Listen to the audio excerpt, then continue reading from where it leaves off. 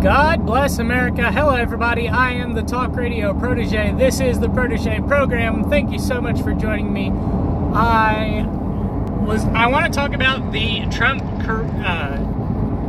Kim North Korea United States Summit, as it's being called. I don't know what name I'd rather give it. I like the Trump Kim Summit better because it was just the two of them. Apparently, there might have been more than just them there. But from what I've heard, it was one-on-one. It was a one-on-one meeting. There might have been a working lunch or what have you. This all went down last night at around 8 p.m. local time, and I want to talk about what happened at this summit. First of all, the first thing that happened was Jim Acosta was awful. Jim Acosta is always awful. Jim Acosta has the most fitting last name of any White House press correspondent journalist that I've ever seen. I mean, the definition of accosting is to verbally berate somebody, and it's Jim Acosta. This isn't that big of a deal in the grand scheme of things, but I just relish the idea that for a few moments last night, Jim was not the hero that he is 24/7 over at CNN for speaking truth to power, being the CNN White House correspondent. My favorite hot take was from T. Beckett Adams when he tweeted, "Easily the most annoying person in the White House press corps."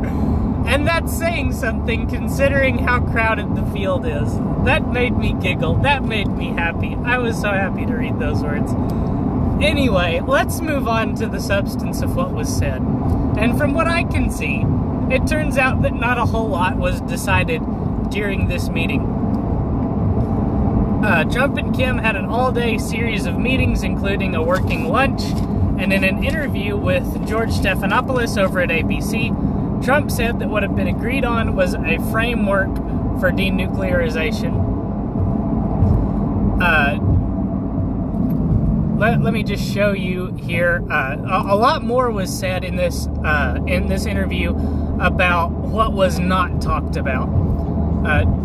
Trump said here, we have a framework for getting ready to denuclearize. He's denuking the whole place. I think he's going to start now. So that's what was agreed upon. From what I've read, the document that was signed was simply a statement that North Korea was going to begin denuclearization. In this section that's titled Speaking About Specifics, they tell you a lot about what was not talked about. When asked if there was talk of pulling troops out of South Korea, Trump said the topic didn't come up. Another potential sticking point that didn't come up, the nuclear umbrella. That is the idea that the U.S. will use overwhelming force to retaliate if us or our allies are nuked by North Korea. Apparently that didn't come up. I want to say there was one more thing that didn't come up. From what I've seen, North Korea's human rights record also didn't come up. So, excuse me.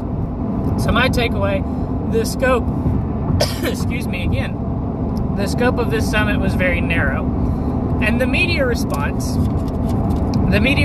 was pretty delicious. And I had a Fox News column that I was going to pull up and show you, but I wasn't able to find it when I went to look for it. But anyway, the mainstream media in lockstep decried this meeting, decried the tactics of the meeting, decried what Trump did specifically, decried his tone and his language, decried his approach to the meeting.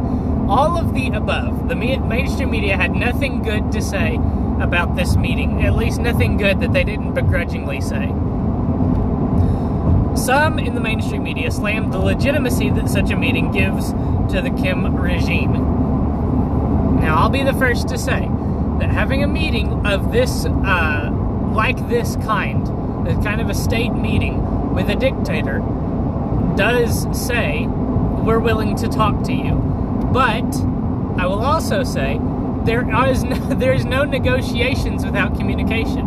So if the Trump administration is not willing to communicate with North Korea, and they're doing that as punishment for North Korea being a dictatorship, then there's going to be no negotiations. There's going to be no meetings. There's going to be no deals like this one that come out of that kind of communication.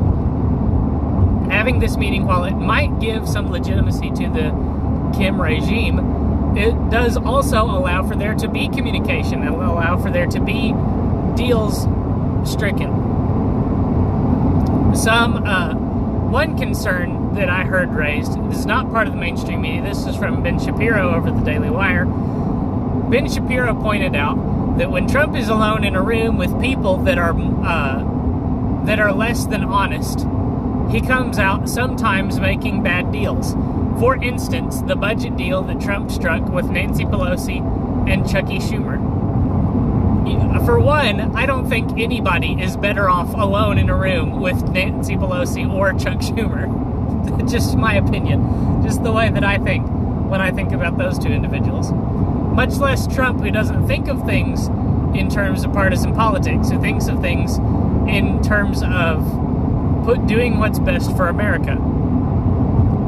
And he probably thinks that doing something is better than doing nothing for America. In my opinion, doing nothing is much better than doing what the Democrats would like for us to do. But anyway, that's getting sidetracked a little bit. Some downplayed the importance of this meeting. One journalist in particular said that just because something has never happened before doesn't mean that it is historic. And I wish that I had pulled up I wish that I had pulled up the meaning of the word historic, as at least as defined by a Bing search. But there's something in the use of the word historic that implies that this is something that's never happened before. And in that sense, a meeting between the head of the state of North Korea and the head of the United States of America is absolutely historic. Why? Simply because it's never happened before. If something if it being the first time that something has happened, not automatically making that historic, then can we please stop saying that the Obama presidency was historic?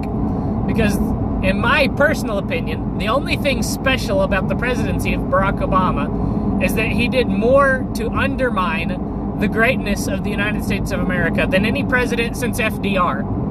But that's just my opinion. I'm just a guy with 16 subscribers on YouTube. What do I know?